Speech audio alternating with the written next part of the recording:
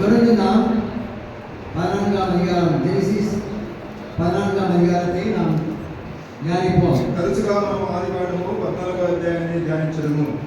ஆதியாகமம் 14ஆம் அதிகாரம் ఆదికాండము 14వ అధ్యాయము முதல் 12 வசனத்திலே మొదటి 12 వచనంలో லோத்துடைய சிறைப்பிடிப்பையும் లోతు యొక్క చెరను ஆண்டுடைய சிக்ஷையும் நாம் கவனித்தோம். దేవుని యొక్క శిక్షను గమనించినాము. ఇప్పుడు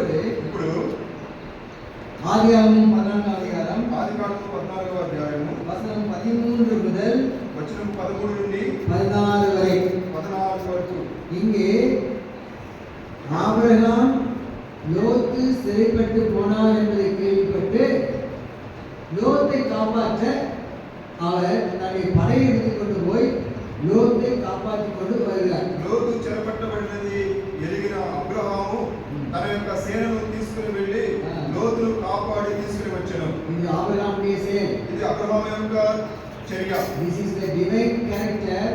దైవిక గుణం. ఆబ్రహాముடைய దైవిక గుణం. అబ్రహాము యొక్క దైవిక గుణం. நாம் மாறி மாறி வாசிக்கலாம். మనం మార్చి చదువుదాం. ஆதியாகமம் 14ஆம் அதிகாரம் ఆదికాండము 14వ అధ్యాయం வசனம் 13 முதல் 16. 13వ వచనం నుండి 16వ వచనం వరకు. தப்பி ஓடின ஒருவன் எபிரேயனாகிய ஆபிரகாமிற்கு வந்து அதை அறிவித்தான். ஆபிரகாம் தன்னோட உடன்படிக்கை செய்திருந்த மனிதராகிய எஸ்கோலுக்கும் ஆனீருக்கும் சகோதரனாகிய மம்ரே என்னும் இமோனுடைய சமபூமியிலே அப்போது குடியிருந்தான்.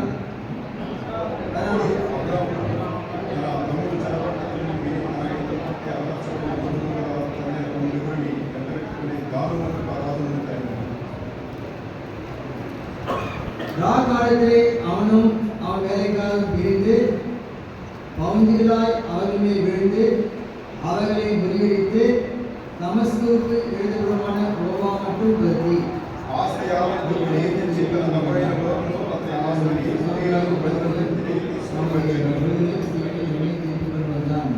தேவன் தாமே நாம் வாசித்த பகுதியை ஆசீர்வதித்து கொடுப்பாராக. దేవుడు తామే మనం చదివిన లేఖన భాగాన్ని మనకు ఆశీర్వదించును గాక. ஜெபம் செய்வோம். ప్రార్థించుదాము. அன்புள்ள பிதாவே, ஆண்டவராகிய இயேசு கிறிஸ்துவின் நாமத்துக்காக ஸ்தோத்திரம். அவன் நாமத்தின் மூலமாக துதிக்கிறோம். கர்த்தாவே, காலை முதல் உங்களுடைய சமூகத்திலே காத்திருந்து இந்த பாதத்திலே படித்து உங்களுடைய சத்தத்தை கேட்டு வேதத்தை தியானிக்கும்படியாய் ஆபிரகாமுடைய விசுவாச வாழ்க்கையை நான் தியானித்துக் கொள்ளும்படியாய் கொடுத்திருக்காக ஸ்தோத்திரிக்கிறோம். இப்பொழுதும் கர்த்தாவே ஆண்டவரே, இதற்கு தொடர்ந்து நாங்கள் தியானிக்கும் பொழுது வசனம் 13 முதல் 16 வரை நாங்கள் கர்த்தாவே வாசித்த பகுதியை தியானிக்க எங்களுக்கு சகாயம் செய்யும். பரிசுத்த ஆவியாகிய தேவனே, எங்களை கண்களை திறந்தாலும் எங்களை ஆசீர்வதித்தாலும் உன் பக்கமாக இழுத்துக்கொள்ளும். கர்த்தராகிய இயேசு கிறிஸ்து மூலமாக வேண்டிக் கொள்ளும் பிதாவே. ஆமென்.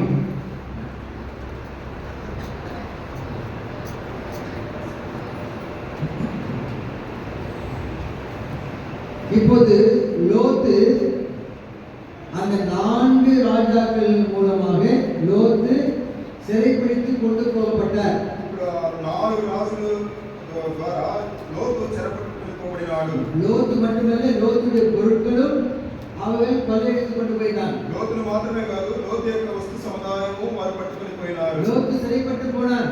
లోతు చెరపట్టబడిపోయినాడు.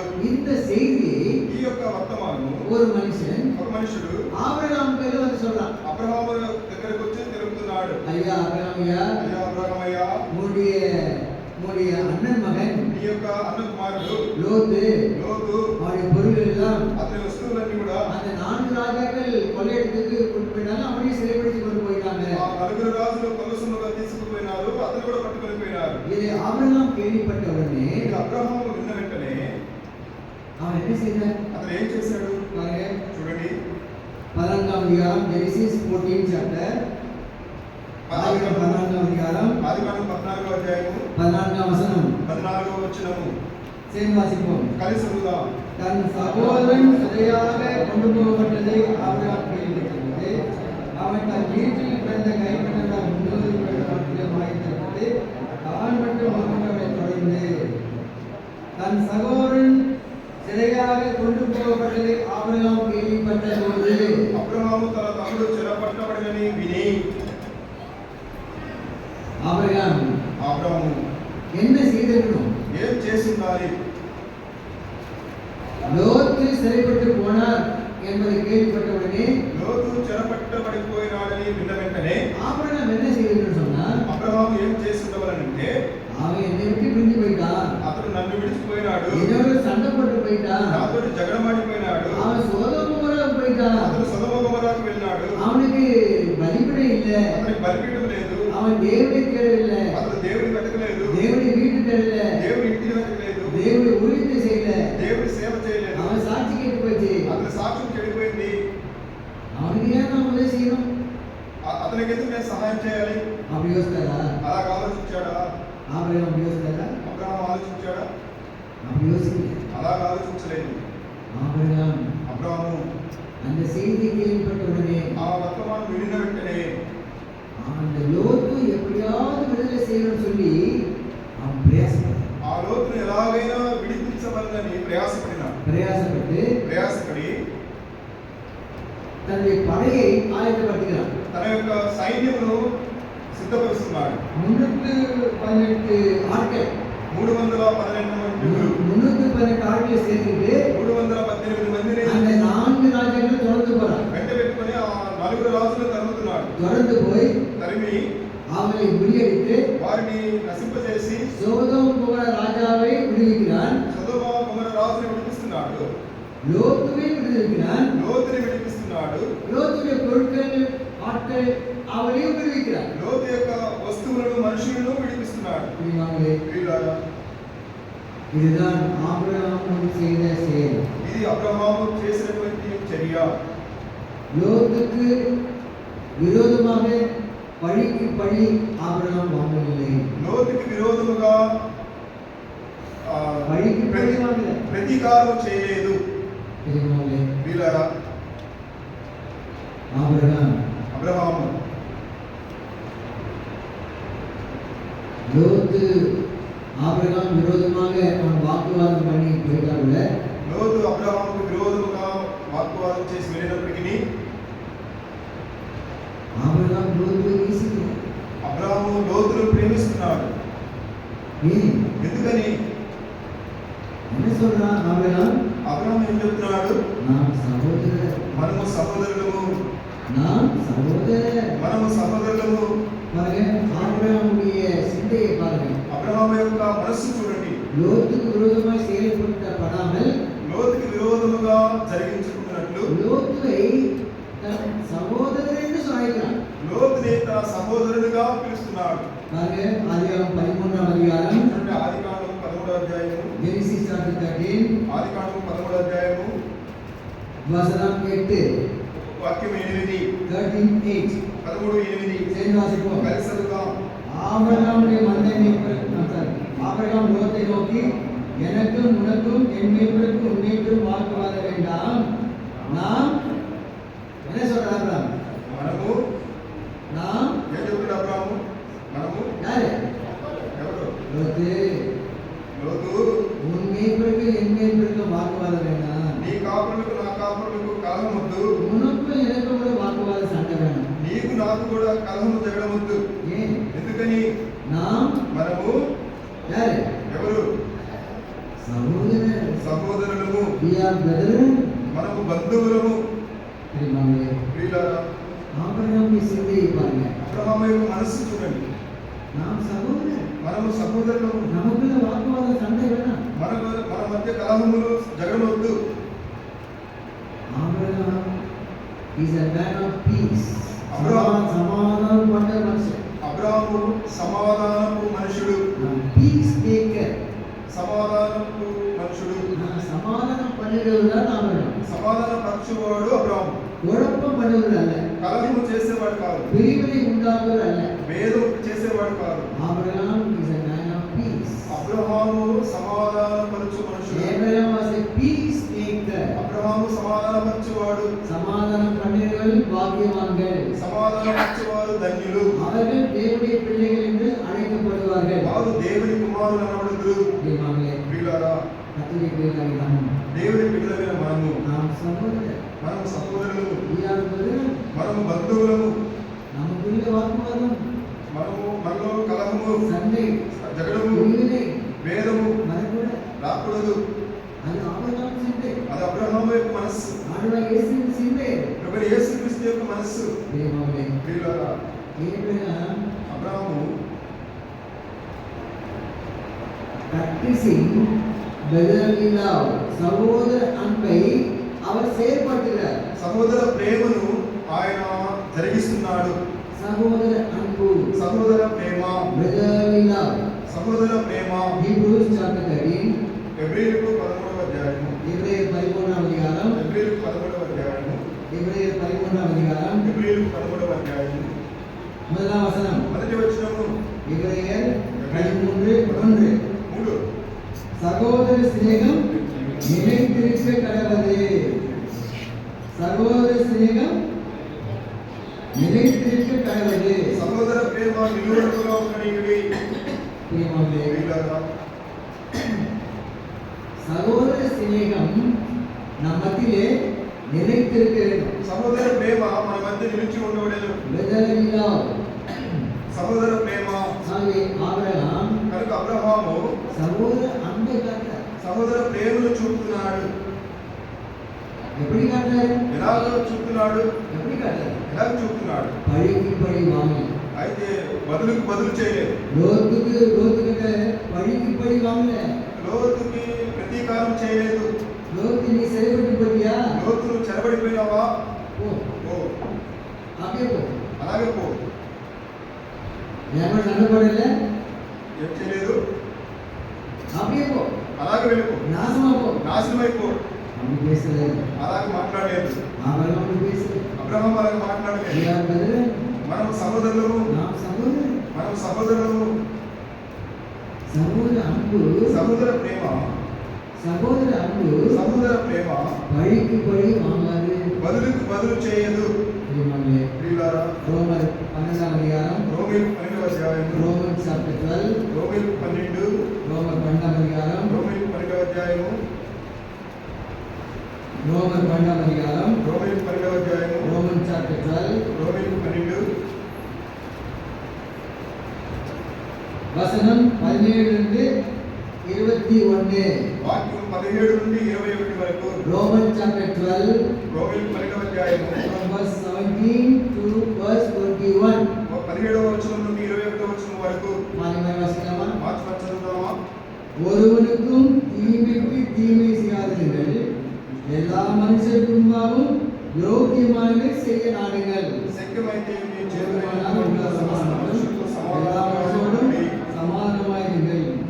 பிரியமானவர்களே, பழி வாங்குதல் எனக்குரியது, நானே பதில் செய்வேன் என்று கர்த்தர் சொல்கிறார் என்று எழுதப்படியால் நீங்கள் பழி வாங்காமல் கோபாக்கினைக்கு இடம் கொடுங்கள். కాబట్టి నీ శత్రువు ఆకలి వెళ్తే అతనికి భోజనం పెట్టుము, డబ్బులు నింటే దాహమును, అలా చేయడం వలన అతని తల మీద నిప్పులు కుప్పగా పోయేదు. நீ தீமையால் வெல்லப்படாமல் தீமையை நன்மையால் வெல்லு. பிரியமானவர்களே, ప్రియులారా, ஒரு விசுவாசி இப்படிதான் இருக்கிற சொல்லி அப்போஸ்தலனாகிய பவுல் எழுதியிருக்கிறார். ఒక విశ్వాసి ఇలాగనే ఉండవలని అపోస్తలుడైన పౌలు చెప్తున్నాడు. நம்ம மத்தியிலே ஒரு சகோதரர் தவறு మన செய்தால் మధ్యలో ఒక సహోదరుడు పొరపాటు చేస్తే என்ன சொல்றாரு ஆண்டவர் வசனம்? ఏం చెప్తుంది దేవుని వాక్యము? தீமைக்கு தீமை செய்யாதீங்க. కీడుకి ప్రతి కీడు ఎవరికి చేయవద్దు. పూర్వమాన எல்லா மனுஷரோடும் సమాధానమాயிருங்கள். శక్యమైతే చేతులైనంత మట్టుకు సమస్త మనుషులతో సమాధానంగా ఉండి. ஏன்? ఎందుకని? பழி வாங்குதல் எனக்குரியது, పగ తీర్చుట నా పని, நானே பதில் செய்வேன். నేనే ప్రతిఫలం ఎత్తును. பழி வாங்குதல் எனக்குரியது, పగ తీర్చుట నా పని, நான் தான் பதில் செய்வேன். నేనే ప్రతిఫలం ఇస్తాను. நீர் பதில் செய்யாது. మీరు బదులుకు బదులు చేయవద్దు. பிரியமானவர்களே, ప్రియులారా, நமக்கு விரோதமாக யாரும் செயல்பட்டால் మనకు విరోధంగా ఎవరైనా చేసినట్లయితే நம்முடைய குடும்பத்திலேயோ మన కుటుంబంలో, நம்முடைய సభையிலேயో మన సంఘములలో யாராவது நமக்கு விரோதமாக செயல்பட்டாலோ ఎవరైనా మనకు విరోధముగా జరిగించినట్లయితే, நமக்கு விரோதமாக பேசினாலோ మనకు విరోధముగా మాట్లాడినట్లయితే, நமக்கு விரோதமாக லெட்டர் கடிதம் எழுதி போட்டாலோ మనకు విరోధముగా ఒక లెటర్ రాసి పంపినట్లయితే பதில் நீங்க லெட்டர் எழுதாதீங்க. బదులుకు బదులు నువ్వు లెటర్లు రాయవద్దు. பதில் நீங்க பேசாதீங்க. బదులుకు బదులు నువ్వు మాట్లాడవద్దు. அதுக்கு பதிலா என்ன செய்யணும்? దానికి బదులు ఏం చేయాలి? கர்த்தரிடத்திலே ஒப்புக்கொடுங்கள். ప్రభువు యొక్క ఉపజకుడి, நம்ம விரோதமா செயல்படுகிறவர்களை మనకు విరోధముగా జరిగించే వారిని நம்ம பதிலுக்கு பதில் பழி வாங்க கூடாது. మనము బదులుకు బదులు ప్రతీకారం చేయకూడదు. அவனை போய் போலீஸ் ஸ்டேஷன் கொண்டு நிக்க கூடாது. போலீஸ் ஸ்டேஷன் கொண்டு நிக்க கூடாது. వారిని సేవ చేయకు నిలబడదు. நாம சகோதரன், మన సహోదరుడు பழிக்கு பழி வாங்க, ప్రతీకారం చేయవద్దు. அதுக்கு பதில் என்ன செய்யணும்? దాని బదులు ఏం చేయాలి? கர்த்தரிடத்திலே ஒப்பு கொடுங்க. ప్రభు యొక్క అప్పగించవలెను. அந்த மனுஷனை கர்த்தரிடத்திலே ஒப்பு கொடுங்க. ఆ మనుషుడిని ప్రభు యొక్క అప్పగించవలెను. கர்த்தர் பார்த்துப்பார். ప్రభు చూసుకుంటాడు. இதுதான் நாம செய்யணும். ఇదే మనం చేయవలసినది. கர்த்தர் இதுதான் ஆண்டவர் தான் செய்தார். దేవుడు అదే చేశాడు. ஆண்டவர் இயேசு கிறிஸ்துவே என்னமோ செய்தார் ஜனங்கள். ప్రభు యేసుక్రీస్తుని ఆ ప్రజలు ఏమేమో చేశారు. நம் சொந்தத்திலே வந்தால் சொந்தமானவர்கள் நம்ம ஏற்றுக்கொள்ளல. తన యొక్క స్వజనుల్లో వచ్చాడు. ఆ స్వజనులు తను అంగీకరించలేదు. சொந்த ஜனங்களே காட்டி கொடுத்தாங்க. సొంత జనులే ఆయన అప్పగించారు. சொந்த ஜனங்களே எச்சு துப்புனாங்க. సొంత ప్రజలే ఉమ్మి వేశారు. சொந்த ஜனங்களே அவரை சிலுவையில் அறையும் என்று கத்தினாங்க. సొంత ప్రజలే ఆయన సిలువ వేయమని కేకలు వేశారు. சொந்த ஜனங்களே அவரை சிலுவையில் அறைந்தாங்க. సొంత ప్రజలే ఆయన సిలువలో వేశారు. சொந்த ஜனங்களே கீழி பண்ணாங்க. సొంత ప్రజలే ఆయన్ని హేళన చేశారు. ஆண்டவர் என்ன செய்தார்? ప్రభు ఏం చేశాడు? பிதாவே, తండ్రి, இவரை அழைத்து போடும். వీరిని నశింపజేయము. அப்படி ஜெபம்னா అలాగని అడిగాడా? இயேசு சுவாமி என்ன செய்தார்? యేసు స్వామి ఏం చేశాడు? பிதாவே, తండ్రి, பிதாவே, తండ్రి, இவரை மன்னி. వీరిని క్షమించు. ஆண்டவர் இயேசுவின் அன்பு, ప్రభు యేసు యొక్క ప్రేమ, அவருடைய அன்பு பிரியமா. ఆయన ప్రేమ ప్రేమ. பிதாவே, இவரை மன்னி. తండ్రి, వీరిని క్షమించు. அப்படிதான் ஜெபம்.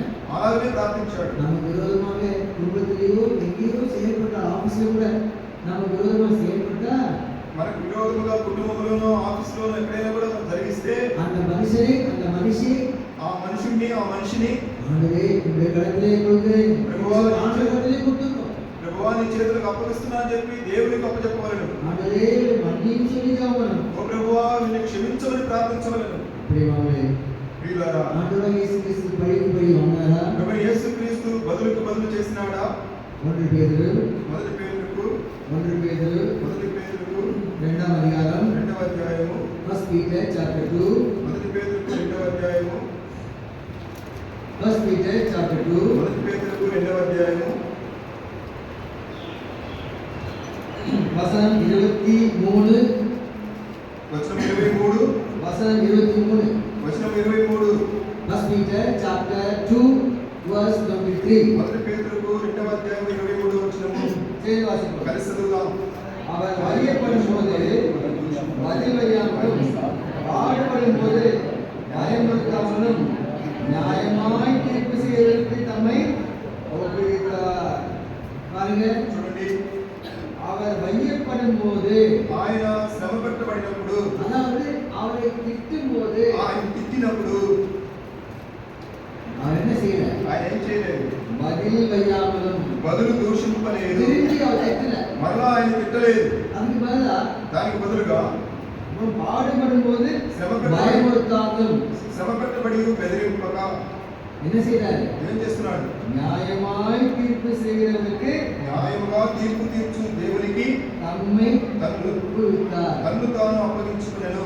நியாயமாய் தீர்ப்பு செய்கிறவர் ஆண்டவர். న్యాయంగా తీర్పు తీర్చువాడు దేవుడు. இந்த உலக மனுஷன் அல்ல. ఈ మనుషులు కాదు. உலக மனுஷன் நியாயமாய் தீர்ப்பு செய்ய மாட்டான். ఈ లోక మనుషుడు న్యాయంగా తీర్పు తీర్చడు. உலகத்தின் நியாயாதிபதிகள் లోకపు న్యాయాధిపతులు நியாயமாய் தீர்ப்பு செய்ய மாட்டாங்க. న్యాయంగా తీర్పు చేయరు. பணம் யார் அதிகம் கொடுத்தாலோ ధనం ఎవరు అధికంగా ఇస్తారో அவங்க தான் பேசுவான்.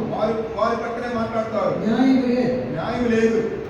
ஆனால் ஆண்டவர் இயேசு கிறிஸ்து ఆయన ప్రభు యేసుక్రీస్తు அவர் நீதியுள்ள நியாயாதிபதி. ఆయన నీతి గల న్యాయాధిపతి. அவரே என்ன செய்யறாரு? ఆయనే ఏం చేస్తున్నాడు? நியாயமாய் தீர்ப்பு செய்கிற தேவன் பேரை ஒப்புவித்தார். న్యాయముగా తీర్పు తీర్చి దేవునికి తాను అప్పగించుకొనుచున్నాడు. பிரியமானவர்களே, ప్రియులారా, நாம் கர்த்தருடைய பிள்ளைகள். మనం దేవుని బిడ్డలము. இதைதான் நாம் அனுசரிக்கணும். ఇదే మనం అనుసరించవలెను. இதைதான் நாம் பிராக்டிஸ் பண்ணணும். ఇదే మనం అభ్యాసం చేయవలెను. ஆண்டவர் இயேசு கிறிஸ்து என்ன செய்தாரோ, ప్రభు యేసుక్రీస్తు ఏం చేశాడో, ஆண்டவர் இயேசு கிறிஸ்து எப்படி வாழ்ந்தாரோ, ప్రభు యేసుక్రీస్తు ఎలా జీవించాడో அதே விதமாக தான் நாம் வாழணும். பிரியமானவர்களே, ఆ ప్రకారంగానే మనం జీవించాలి. ప్రియులారా, அப்பதான் உலகம் விசுவாசிக்கும். అప్పుడే లోకం విశ్వసిస్తుంది. அப்பதான் సువిశేషం போகும். అప్పుడే సువార్త బయటకు వెళుతుంది. அப்பதான் சபை பெருகும். అప్పుడే సంఘము పెరుగుతుంది. பிரியமானவர்களே, ప్రియులారా, ஆபிரகாம் అబ్రాహాము లోతుவை లోతును పడికి పడి బదులుకి బదులు చేయలేదు. అది బదిలా దానికి బదులుగా లోతు పోయి కాపాడుతారు. లోతుకి వెళ్ళి కాపాడుతున్నాడు.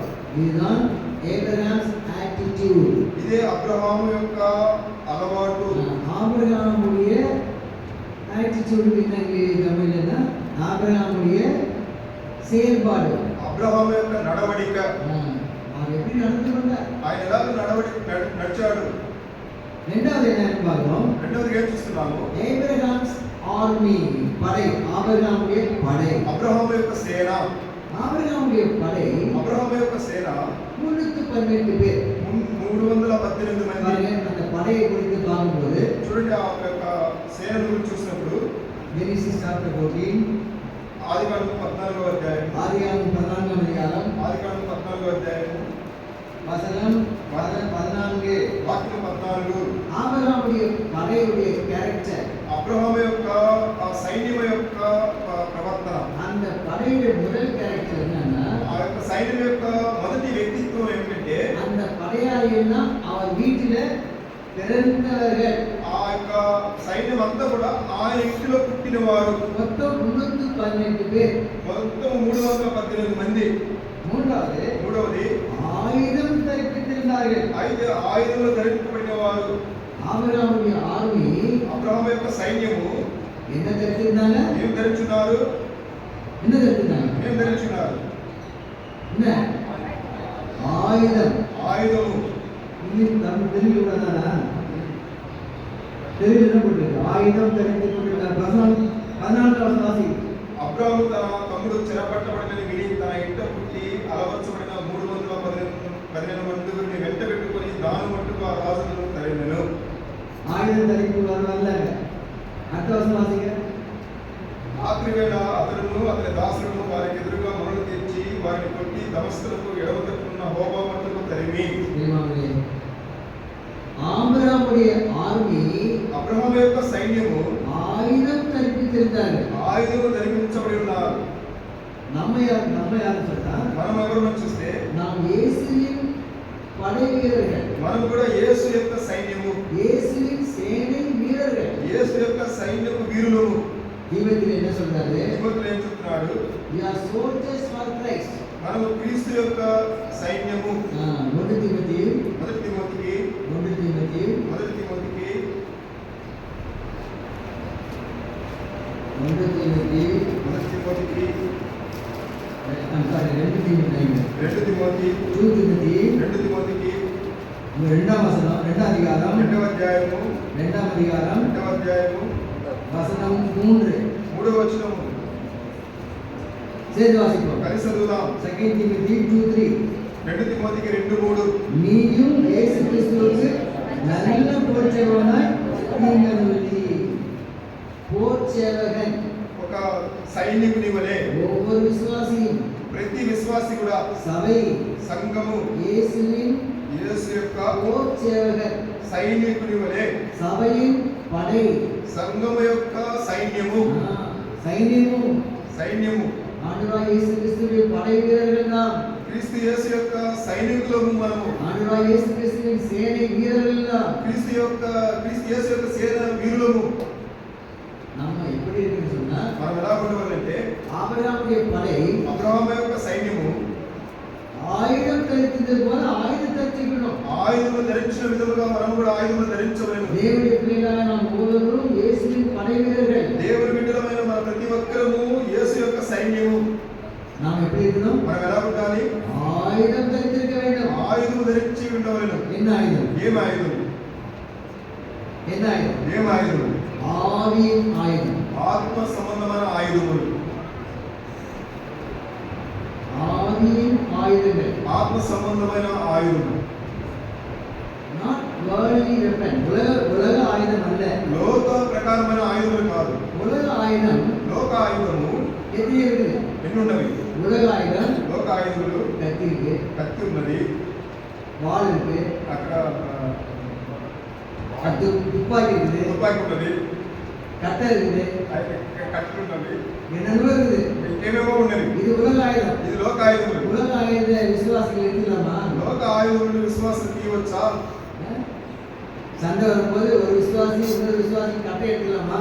జగడం వచ్చినప్పుడు ఒక విశ్వాసి కట్టెలు తీసుకోవచ్చా? உலக ஆயுதத்தை தரித்து கொள்ளக்கூடாது. లోక ఆయుధములు ధరించుకొనకూడదు. நாம் தரித்து கொள்ள வேண்டிய ஆயுதம் మనము ధరించుకోవలసిన ఆయుధములు ஸ்பிரிச்சுவல் வெப்பன், ஆவிக்குரிய ஆயுதங்கள். ఆత్మీయ ఆయుధములు. 2 கொரிந்தியர் 2 కొరింథీయులకు 10వ అధ్యాయం 2 కొరింథీయులకు 10వ అధ్యాయము 2 கொரிந்தியர் 10వ అధ్యాయం 2 కొరింథీయులకు 10వ అధ్యాయము பாருங்க. చూడండి. 2 Corinthians chapter 10 2 కొరింథీయులకు 10వ అధ్యాయము verse 4. 4వ వచనం. 4వ అధ్యాయం 4వ వచనం. 2 கொரிந்தியர் 10:4. 2 కొరింథీయులకు 10:4. எங்களுடைய போராயுதங்கள் மாம்சத்துக்கு ஏற்றவர்களாயிராமல் அரண்களை நிர்மூல தேவ பரமுள்ளவர்களாய் இருக்கிறது.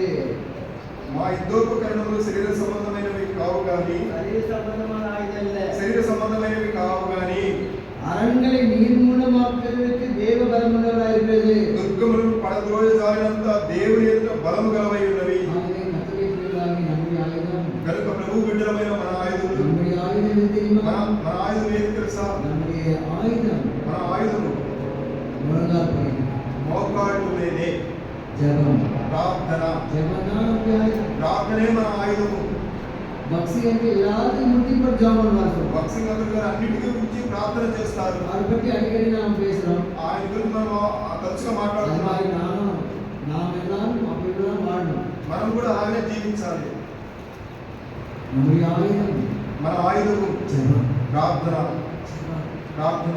முட்டி போட்டு ஜெபம் பண்ணுங்க. మోకాళ్ళు ప్రార్థించండి. பிசாசு நடுங்குவான். సాతాను వణుకుతాడు. பிசாசு நடுங்குவான். సాతాను వణుకుతాడు. రెండవది రెండవది நம்முடைய ஆயுதம் మన ఆయుధము praise. స్తుతి. துதிக்கணும். స్తుతించాలి. துதித்தல். స్తుతించుట. ஒன்று prayer, మొదటిది ప్రార్థన, இரண்டாவது praise, రెండవది స్తుతి, மூன்றாவது ஆயுதம் మూడవ ఆయుధము word of God, దేవుని వాక్యము. దేవుని వచనం. దేవుని వాక్యము. దేవుని వచనం நம்முடைய ஆயுதம். దేవుని వాక్యమే మన ఆయుధము. నాలుగవది நம்முடைய ஆயுதம் మన ఆయుధము Holy Spirit. పరిశుద్ధాత్మ. பரிசுத்தாவின் வல்லமை. పరిశుద్ధాత్మ శక్తి. பரிசுத்தாவின் வல்லமை. పరిశుద్ధాత్మ శక్తి. ஐந்தாவது ఐదవది ఐదవది நம்முடைய ஆயுதம் మన ఆయుధము அன்பு.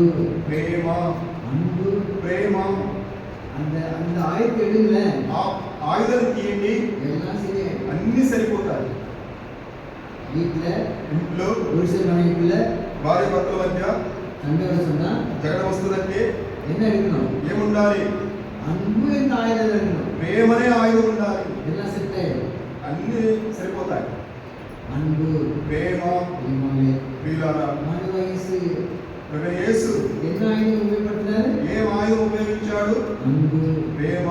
அன்புனால தான் சபையை கட்டுறாரு. ప్రేమ వలన సంఘము కడుతున్నాడు. அன்புனால தான் ప్రేమ వలననే கல்வாரி சிலைக்கு போறாரு. ఆ ప్రేమ వలననే కల్వరిశిలకు వెళ్తున్నాడు. யோசிமான ஒரு சகோதரி தெரியுது. యోషుమాలో ఒక సహోదరి తెలుసు. அவங்க பேர் சிஸ்டர் கமலா. ఆ పేరు సిస్టర్ కమల. அவங்க கிட்ட அடிக்கடி நான் ஜெபத்துக்கு போவேன். ఆ వారికి ఇంటికి నేను ప్రార్థన పెడతాను. அவங்க கிட்ட ஜெபத்துக்கு போகும்போதுதான் ప్రార్థనకు వెళ్ళినప్పుడల్లా பக்சிங் அங்கிள் பத்தி சொல்லுவாங்க. భక్సింగ్ గురించి చెప్తారు. அவங்க என்ன சொல்லுவாங்க தெரியுமா? ఆమె ఏం చెప్తారు తెలుసా? தம்பி,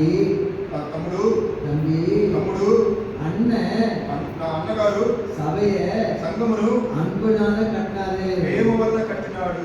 என்ன சொல்லுவாங்க? ఏం చెప్తారు? அண்ணன் అన్నగారు அண்ணగారు ఎవరు? అన్న யாரு? பக்சிங் భక్సింగ్ గారు. అన్న అன்பునాல ప్రేమ వలన సభை కట్టారు. సంఘమును కట్టినాడు. ప్రియులారా, అன்பు. ప్రేమ நம்முடைய ஆயுதம் அன்பு. మన దగ్గర ఉన్న ప్రేమ. ஆறாவதுగా நம்முடைய ஆயுதம் మన ఆయుధము మన్నిపు. క్షమింపు. క్షమాపణ. మన్నిపు. క్షమాపణ. ஆண்டவர் இயேசு கிறிஸ்து சிலுவையில் இருக்கும்போது என்ன சொன்னாரு? యేసుక్రీస్తు సిలువలో ఉన్నప్పుడు ఏమని చెప్పినారు? பிதாவே மன்னியும். తండ్రి వీరిని క్షమించుము.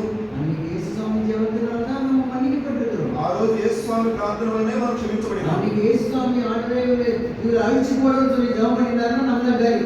ఆ రోజు యేసుక్రీస్తు వీరిని నశింపజేయమని ప్రార్థించుంటే మనం నశించిపోయి ఉండేవాళ్ళం.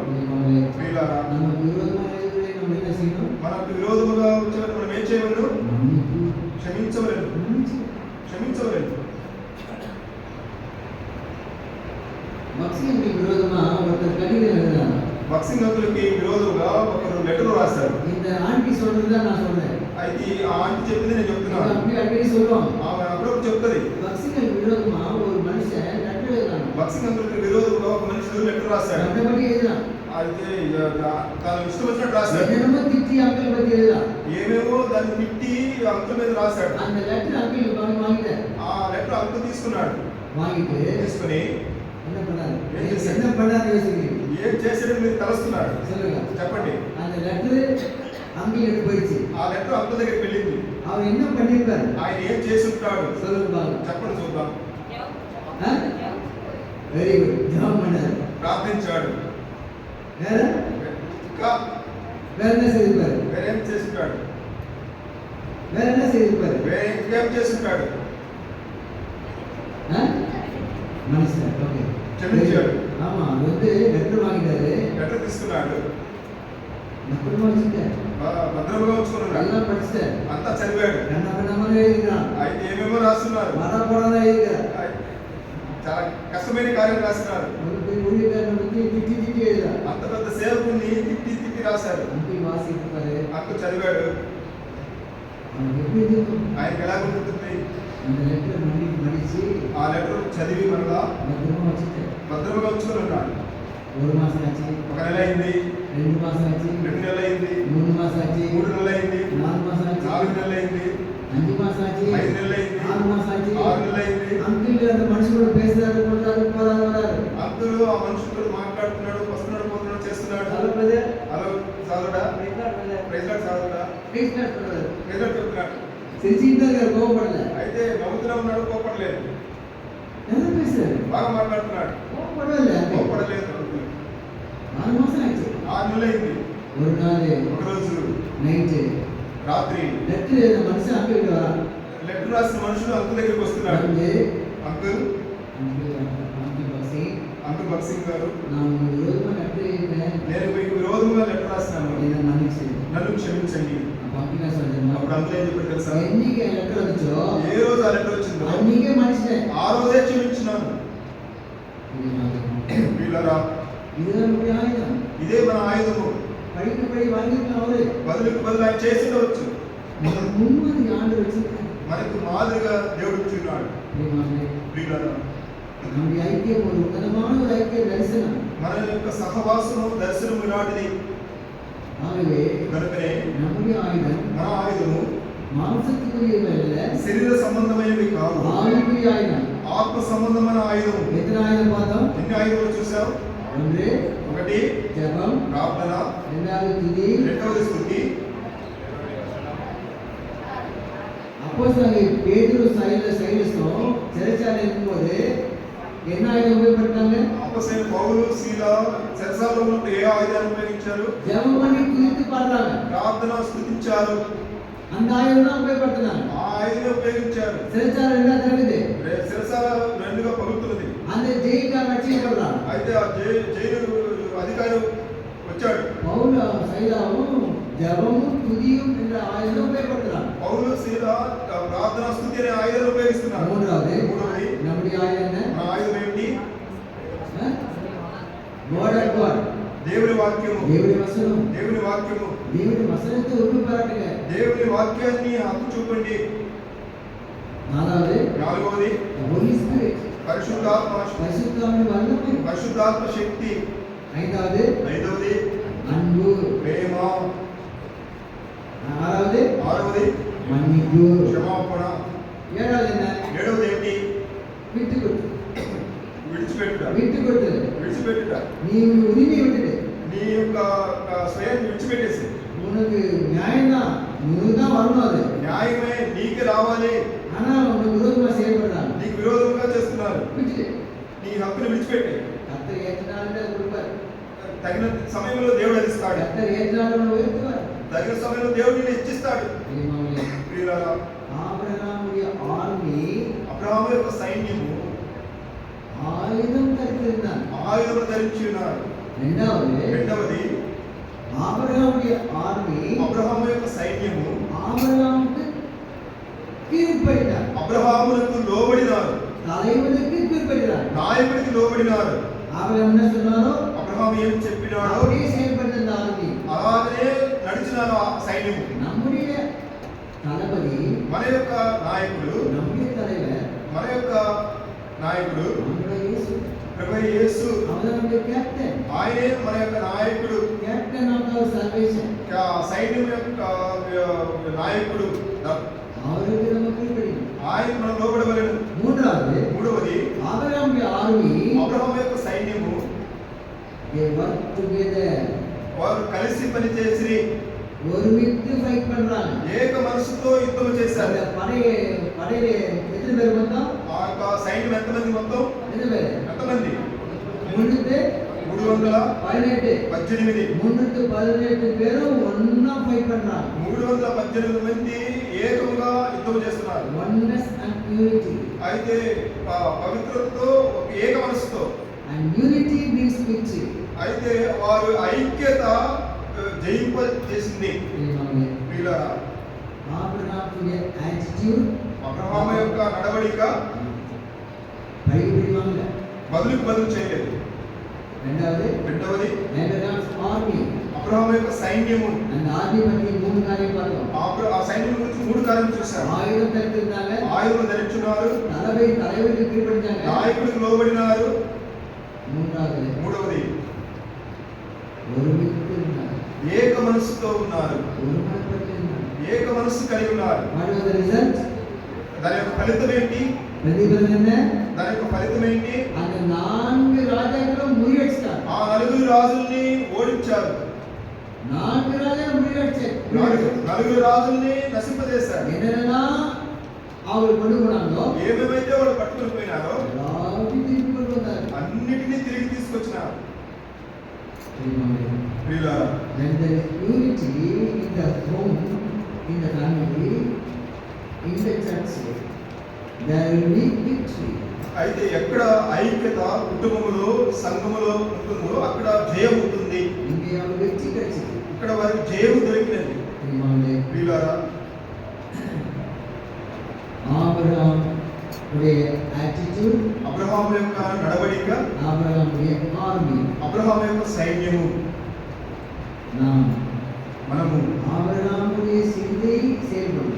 మనము అబ్రహాము యొక్క మనస్సు ప్రకారముగా ప్రవర్తించవాలి. కుటుంబத்திலேயோ సభையிலோ పడి வாங்க, కుటుంబంలోనో సంఘములోనో బదులు చేయకూడదు. அதை கர்த்தரிடத்திலே ஒப்புவித்து దాన్ని ప్రభు యొద్ద అప్పగించుము. ஆண்டவர் செய்யப்படுவார். దేవుడు చర్య జరిగిస్తాడు. ஆண்டவரே நீங்க பார்த்து ஆண்டவரே, ఓ ప్రభువా నీవు చూసుకో. அவர் பார்த்துப்பார். ఆయన చూసుకుంటాడు. அவர் வெற்றி கொடுப்பார். ఆయన జయిస్తాడు. உன்னை உயர்த்துவார். నిన్ను హెచ్చిస్తాడు. உன்னை உயர்படுத்துவார். నిన్ను ఉపయోగపరుస్తాడు. உன்னை ஆசீர்வதிப்பார். నిన్ను ఆశీర్వదిస్తాడు. రెండవది ఆబ్రహాం ఆర్మీ, అబ్రహాము సైన్యము. ఆబ్రహాం ఆర్మీ పోల అబ్రహాం సైన్యము వలె ఆవిధమైన ఆయుధங்களை ధరించుకోండి. ఆత్మ సంబంధమైన ఆయుధములు ధరించుకున్నవారు. ஆபிரகாமுடைய ஆர்மி ஒருமனப்பட்டிருந்தது போல நம்முடைய குடும்பத்திலேயும் சபையிலேயும் நாம் ஒருமித்து అబ్రహాము సైన్యము ఏక మనస్సు కలిగి ఉన్న విధంగా మనం కూడా కుటుంబంలో సంఘములో ఏక మనస్సు కలిగి ఉన్నాం. ஆண்டவராகிய இயேசு ఓ ప్రభువైన యేసు பிதாவோடு ஒன்றாவே இருந்தார். తండ్రితో ఏకమై ఉన్నాడు. பிதாவும் அவர் பிரியவே இல்லை. తండ్రి ఆయన వేరవలేదు. சிலுவையில் இருந்த போதும் సిలువలో ఉన్నప్పుడు பிதாவோடு கூட நெருக்கமாக இருந்தார். తండ్రితో కూడా సన్నిహితంగా ఉన్నాడు. 3 முறை பிதாவே எழுப்புகிறார். 3 సార్లు తండ్రి అని పిలుస్తున్నాడు. பிதாவே తండ్రి இவை மன்னியும், వీరిని క్షమించుము. రెండవది பிதாவே తండ్రి என்னை கைவிட்டு నన్ను ఎందుకు చేయవిచ్చినావు. మూడవది பிதாவே తండ్రి என் ஆவியை விட்டு నా ఆత్మను మీకు అప్పగించుచున్నాను. பிதாவோடு கூட நல்ல உறவு, తండ్రితో కూడా సన్నిహితంగా ఉన్నాడు. ప్రియులారా, మన ఐక్యత కుటుంబంలో సంఘములో ஆண்டவராகிய இயேசுவுக்கும் பிதாவுக்கும் உள்ள ஐக்கியம் உறவு எப்படி இருந்ததோ அப்படி இருக்கு. ప్రభు యేసుకు తండ్రితో కూడా ఎలాంటి ఐక్యత ఉందో అలాంటి సహవాసం మనం ఉండవలెను. అప్పుడు ప్రభు మనల్ని ఆశీర్వదిస్తాడు. దేవుడు మనల్ని ప్రయోజనపరుస్తాడు. దేవుడు మనల్ని హెచ్చిస్తాడు. ஏற்ற நாளில் கர்த்தர் நம்மை உயர்த்தும்படி அவருடைய கரத்தில் நாம் அடங்கி இருப்போம். తగిన కాలమందు ప్రభు మనల్ని హెచ్చించినట్లుగా ఆయన చేతి క్రింద మనం దీన మనస్కులై ఉండవలెను. கர்த்தரை நாம் இன்னும் நேசிப்போம். దేవుని ఇంకా మనం ప్రేమించదము. கர்த்தரை இன்னும் அதிகமா நேசிப்போம். ప్రభువుని ఇంకా మనం ప్రేమించదము కాక கர்த்தரை நாம் இன்னும் அவரை நாம் கீழ்ப்படியோம். ప్రభువుకి ఇంకా అధికంగా లోబడదము కాక கர்த்தரை நாம் இன்னும் அவரை நாம் பின்பற்றி போவோம். ఇంకా ప్రభువును మనం అధికంగా వెంబడించదము కాక கர்த்தருக்காக நாம் இன்னும் அதிகமாக நம்மை தாழ்த்தி கர்த்தருக்காக நாம் ஊழியம் செய்வோம். ప్రభువుకి ఇంకా మనము తగ్గించుకొని ఆయన సేవ చేయదము కాక நம்மை அர்ப்பணிப்போம். మనల్ని సమర్పించదము. ஆண்டவரே ஏற்றுக்கொள்ளும். ఓ ప్రభువా నన్ను స్వీకరించు. ஆண்டவரே உன் ரத்தத்தினாலே నీ రక్త ప్రోక్షణ కింద నన్ను ఉంచు. నన్ను ప్రయోజనపరచు. నీ చేతులు నన్ను అప్పచెప్పుకుంటున్నాను. నేను నీ సైన్యము వీరుడిని. నన్ను ఉపయోగించు. அந்த பாட்டு இருக்குது, சேனை வீரர் நாம், சேனை வீரர் நாம். அந்த காலத்தில் அப்படி பாடுவாங்க ஜோஷமாக. ப்ரொசஷன்ல தான் பாடிட்டு போவோம். అయితే ప్రొసెషన్ ఆ పాటే పాడుతూ పోతారు. సేனை వీరర్ நாம், సైన్యపు వీరుడు మనము. you are Jesus army. నీవు క్రీస్తు యేసు యొక్క సైన్యము. நாம் యేసుவின் சேனை வீரர்கள். యేసు యొక్క సైన్య వీరులము. పాటలు 582 తమిళ్, తెలుగు 530 530. యేసు నంబర్ 582 తమిళ్, తెలుగు 582 தமிழ்ல 582 தமிழ், తెలుగు 530 530. 530 తెలుగు. இது 530 கெட்டத பாருங்க. மனசே தெரியல எடுத்தீங்களா பாருங்க. 530.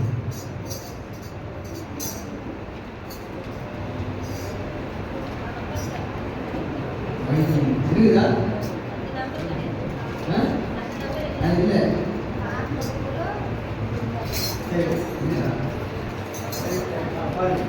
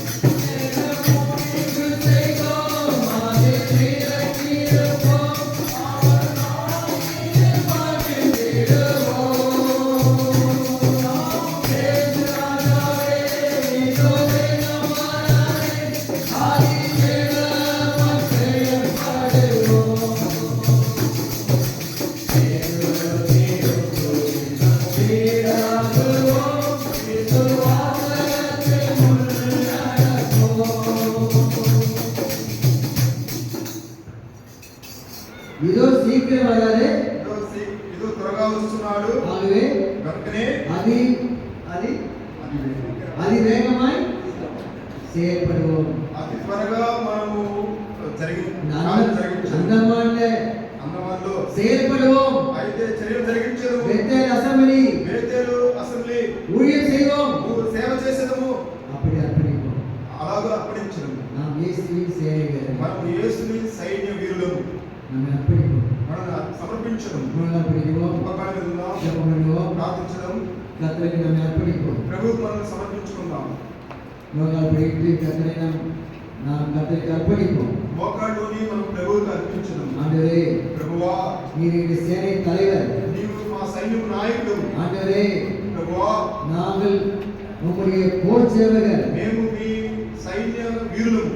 நாங்கள் ஆவியின் பட்டயங்களை ஆயுதங்களை தரித்துக் கொண்டு మేము ఆత్మీయ ఆయుధములను ధరించుకొని உமக்காக నీ కొరకు விரைவாக త్వరగా சுறுசுறுப்பாக చురుకుగా இந்த ஊழியத்தை செய்ய ఈ సేవ పని జరిగించు. என்னை அர்ப்பணிக்கிறேன். జరిగించుకున్నందుకు సమర్పిస్తున్నాను. இந்த அந்தமானில் இருக்கிற அனைவருக்கும் ఈ అన్నమానున్న అందరికీ என்னால் இயன்றவரை నా వల్ల వీలైనంత వరకు உம்முடைய சுவிசேஷத்தை நான் சொல்லுவேன். ఈ సువార్తను నేను చెప్పేదను. ஆத்ம ஆதாயம் செய்வேன். ఆత్మను ఆదాయం చేసేదను. சபையிலே సంఘములో ஊழியக்காரர்களோடு கூட சேர்ந்து సేవకులతో కూడా చేయి. சபையில் உள்ள மூப்பர்களோடு சேர்ந்து సంఘములో పెద్దలతో కూడా చేయి. நான் ஊழியம் செய்வேன். నేను సేవ చేసేదను. உன்னை அர்ப்பணிக்கிறேன் கர்த்தாவே. నీకు అర్పిస్తున్నాను உமக்கு ప్రభువా. என்னை அர்ப்பணிக்கிறேன். నన్ను అర్పిస్తున్నాను ప్రభువా. என்னை ஏற்றுக்கொள்ளும். నన్ను అంగీకరించుము. அன்புள்ள பிதாவே, ஆண்டவராகிய இயேசு கிறிஸ்துவின் வெளியேறப்பட்ட நாமத்துக்கு ஸ்தோத்திரம். ஆண்டவரே, இந்த காலை வேளையிலே ஆபிரகாமுடைய ஆட்டிட்யூட், ஆபிரகாமுடைய ஆர்மி, இந்த ரெண்டு காரியங்களை குறித்து எங்களோடு பேசுறதுக்காக ஸ்தோத்திரம். கர்த்தாவே, ஆபிரகாமை போல விசுவாச வாழ்க்கையை நான் வாழ இதை அர்ப்பணிக்கிறோம். கர்த்தாவே, நீ சீக்கிரமாக வரப்போகிறேன். ஆகவே நான் துரிதமாய் சீக்கிரமாய் உங்களுடைய சுவிசேஷத்தை ஜாதிகளுக்கு சொல்லி கர்த்தாவே ஆத்மாதாயம் செய்ய நீ வரும்பொழுது நான் வெறுங்கையாய் அல்ல, ஆத்மாக்கள் ஆதாயப்படுத்திய மக்களாக நாங்கள் கர்த்தாவை சந்திக்க இருக்கிறார். இதை அர்ப்பணிக்கிறோம். அந்த மக்களை ஆசிரியரும் அல்லது இந்த ரத்தத்திற்காக வைத்தரணும். இந்த பெத்தேல் அசெம்பிளி நாளுக்கு நாள் வளர்ச்சி அடைய உங்களுடைய வருகைக்கு ஆயத்தப்பட நீதாமே கிருபை செய்யும். ஆண்டவர் இயேசு கிறிஸ்து மூலமாய் ஸ்தோத்திரம் வேண்டிக்கிறோம் பிதாவே. ஆமென்.